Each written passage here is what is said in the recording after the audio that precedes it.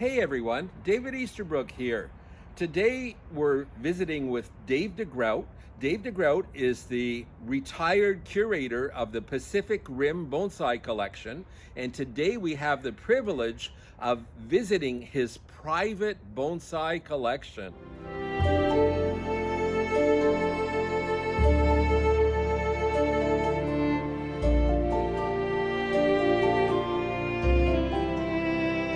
So everyone, today I have the wonderful chance to introduce you to Dave DeGroot. Dave, as I said, is the former curator of the Pacific Rim Bonsai Collection. And Dave, can you show us around your collection for a few moments? Okay, well, some of these trees I've had for a while. How long is a while, David? Well, one of them over here, a Groot planting that I've had since 1973. 1973. So anyway, you're giving away your age. Yes, I am. Yeah, afraid of that. It's basically a hobby collection because my professional work was done at what is now called the Pacific Bonsai Museum, formerly the Pacific Rim Bonsai Collection, and my professional work was done there. But I always did bonsai for my own pleasure, for my own sake. And so these are, in many cases, trees that I've found out in the wild, or sometimes gifts from friends, or in some cases I got nursery plants or whatever, and started from there. So it's a very modest kind of basically hobby collection. It's modest, but it's very nice, really. David, you've done amazing things, and you have such a diversity of species and styles. I'm amazed. Yeah, well, I love, well, as you are, I'm sure, interested in so many different kinds of trees, different species, and different growth habits, different forms, and seeing what can be done with them. Sure. I'm also equally attracted to Japanese bonsai and Chinese penjing. And right. I've got some inspiration from both those areas. Good. So anyway, there we have it. So just some smaller things here from a grove of boxwood, a grove of Chinese elms down here. One of our natives that you don't see too often is Pacific Yew. Oh, really? That I collected out of the forest not far from here. And how long ago did you collect this tree, David? I would say 10 years ago or so. Only 10 years Most ago? of my trees suffer from a certain amount of neglect. No. Due to various interests that I have that extend beyond bonsai. But anyway. Well, show us the next. Well, the next, going down the line, some of these now, like this I dug out of an abandoned nursery field. Really? It's a in beautiful Alabama. azalea. What species or what?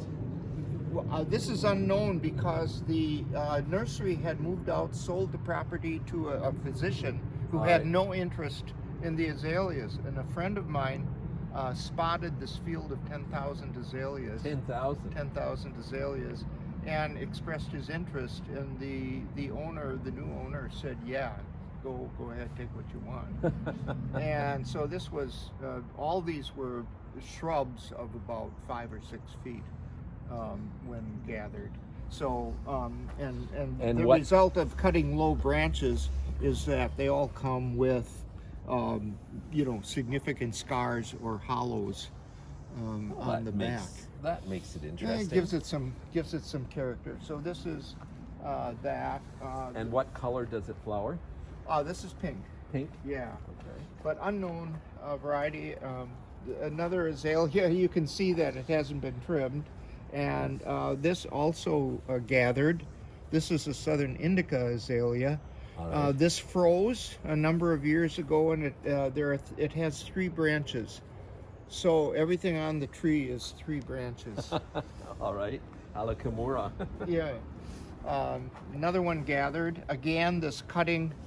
This is kurume. and again Okay. gathered, and you can see the result of cutting low, stems out of the. Yeah. I like Kurume azaleas. They have very dwarf leaves and flowers. Yeah. Yeah. I have some trees that have been imported, like two Chinese mountains.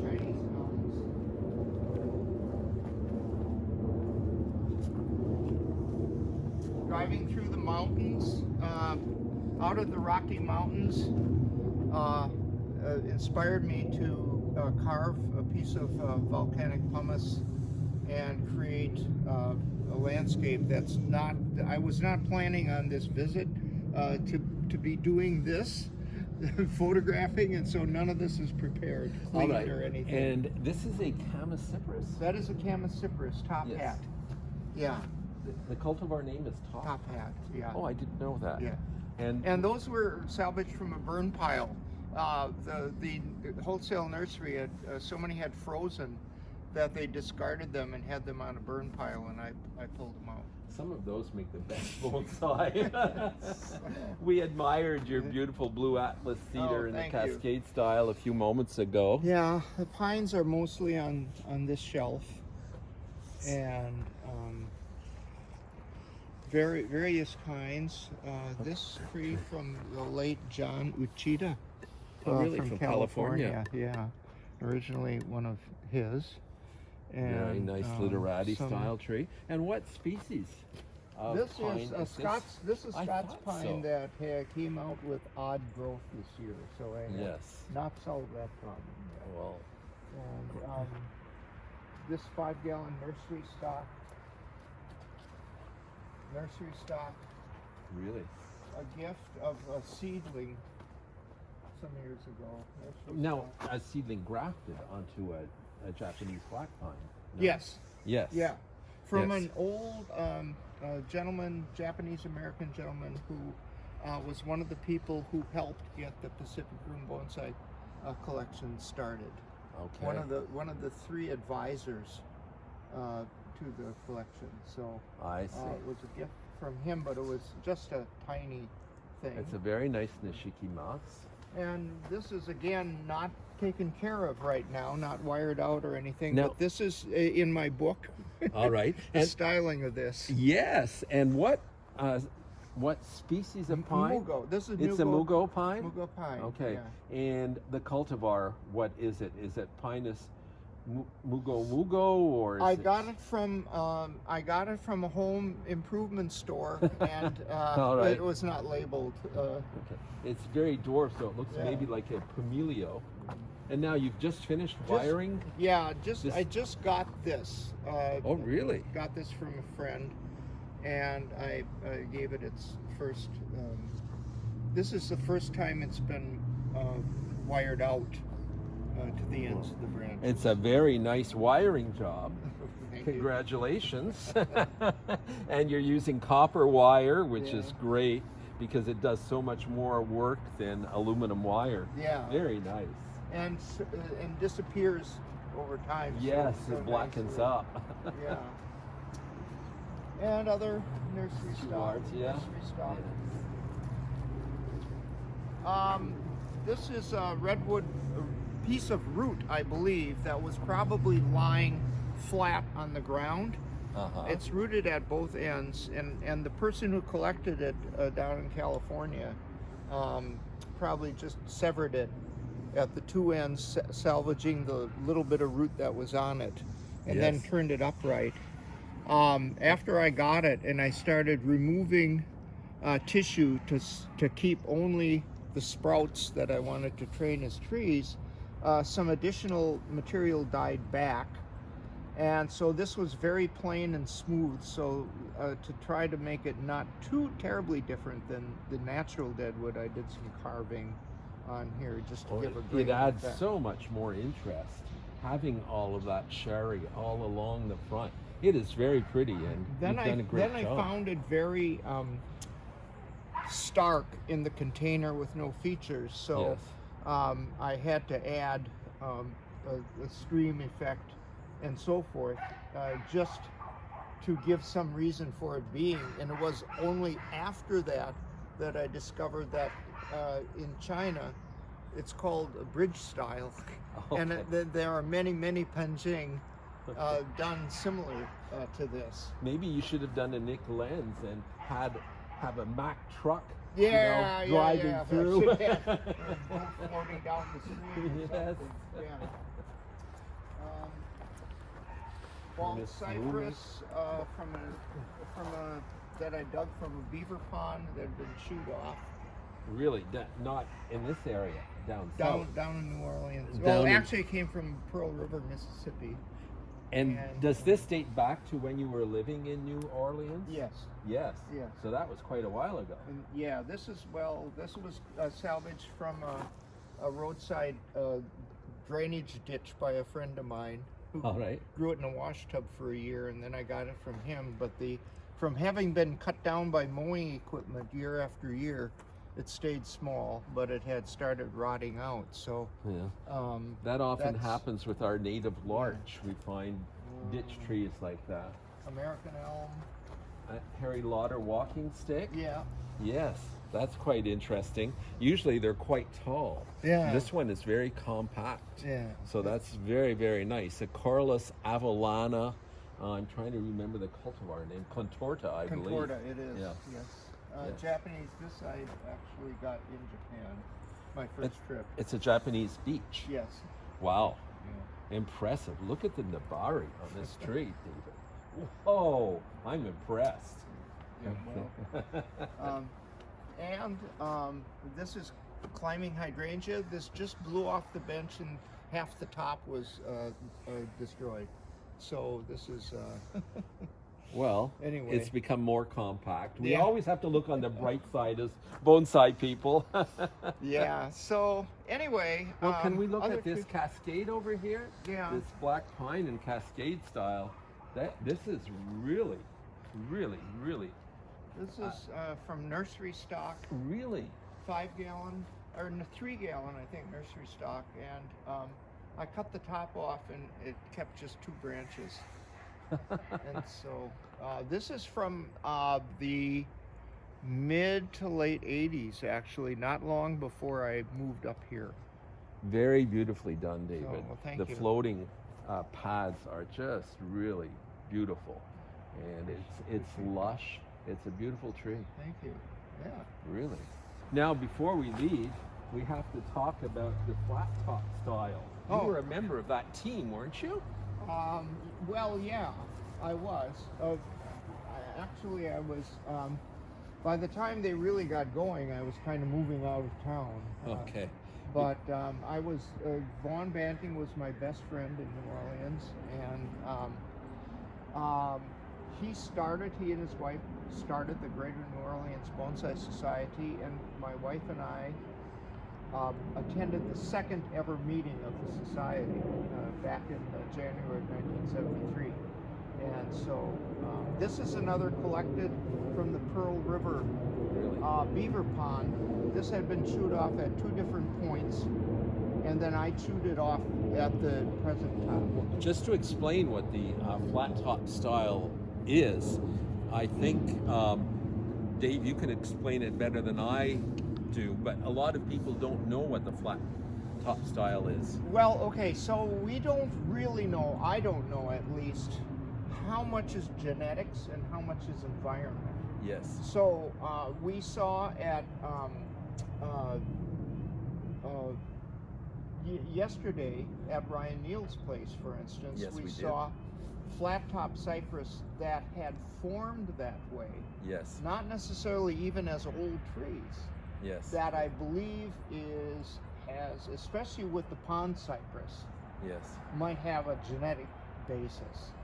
Other trees that you see, very tall trees out in the swamp, have some of that same characteristic, but some, like it's suggested here, have a flat top because the top of the tree was blown out by hurricanes, and then the branches that are left all try to become dominant, and they create this flat top.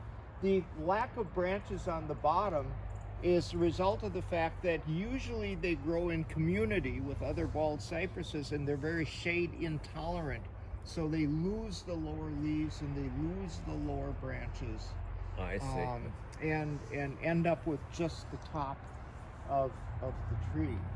Whenever I see a flat top style, I always imagine this rookery of like white egrets, Yes. building nests And you in would- there. As you would see, yes, that's a very good point. And Yeah. can we see your big boxwood in the back? Now, how do you move a tree like this one here? This one we have to put poles under it and Here, lift it. face Nicola. It's too it's no heavier than the Cypress, Oh, really? Okay. but what's difficult is you can't get close to it. Okay. So the fact that you have to have it at arm's length means that you can't move it. And did you develop this from a garden tree? No, I got this from a friend of mine in New Orleans who was a landscaper who had taken it out of a landscape. I see. It's rare that they're often growing in this oak style. Oak style, yes. But it's rare that I've seen one that is this large. Yeah. Bravo. So, well, thank you. I bought this in a sales batch at a nursery, and it was so densely branched that I couldn't see the trunk at all. All right. Also, it was balled and burlapped around the trunk, and that was in a large nursery container. So what it looked like at the base, like it had a straight trunk, and I thought, I'm going to make a formal upright. I'm going to turn this into a formal upright. Right. So I bought it, took it home, started removing some branches, and discovered that the trunk had been cut off here. A branch had grown out horizontally. It had been cut off again and grown up, and this is as much of the tree as there was. I see. All right. And I looked at that, and it took me about a month of thinking about it to decide what would I do with that. And so I finally decided, kind of, if you can't lick 'em, join 'em, and I would just carry out the right angles. Well, that's where the the rest of the creative tree. genius comes in making bonsai, enjoying bonsai. What you've tried to do is reiterate the natural shape of the tree, Yeah. harmonize all the branches to that original sheared off top, and you've kept the movement going, which is fantastic. And because had been cut by nursery workers flat, Yeah. flush cuts, there was no gene, there was nothing to work with to suggest that nature had topped it. So it was not going to be a naturalistic tree in any way. So I went with totally abstract. Well, a few years ago, I visited Thailand, and they have some immense bonsai in front of the royal palaces, and they all look exactly like this. So you might have a few Thai genes in you. There are no new ideas in the world. That's true. In fact, I borrowed a little bit from, there's a square turnstile in China that is not carried out to this degree, but will have some right angle movement, angular movement in the trunk and major branches, but otherwise would look like a tree. So what I did is I sort of borrowed that idea and then carried it out to the nth degree. Good for you. Yeah, yeah. Good, impressive. Now, this is a juniper called Blue Alps. Blau is a juniper. Yeah. No, it's not a Blau. It's a Blue Alps, I think. Okay. Because Blau looks very much Okay. like a bluish shimpaku. And Oh, this has a very expanded foliage. Yeah. yeah, Very- yeah. very But this new-like. I have a few in my collection, Oh, and it's very good. Juniperus chinensis Blue Alps. Okay. So sometimes I can't believe the people who present it. And a nice yew here, English yew, yeah. an English yew, collected from a local garden or a garden center. Just a garden center tree. Very nice. Yep. This is an interesting collected tree. Collected mountain hemlock. I'm the third owner of, I guess maybe the fourth owner of this one. It's gone through several iterations. I turned it around 180 degrees from the previous owner and sort of restyled it from there. I love the curving movement of the trunk and the branches, and it's all harmonized beautifully with this wonderful, very literati style pot, a Namban. Yeah, Namban pot that was custom made for it. Oh yes, very nice. Yeah, so this is one of my trees that I enjoy a lot. Good, very nice. Well, thank you, David, for this wonderful visit of your personal collection. My pleasure. We actually got in to see it. Everybody's going to be so excited to see it too. Thank you. Wonderful work. Honor to have you here. Thanks, David. Lastly, everyone, don't forget, just in the last year, Dave DeGroot has put out a wonderful book called Principles of Bonsai Design. Now, this guy is the design specialist in North America, so you want to get his book too. You can get it from Stone Lantern.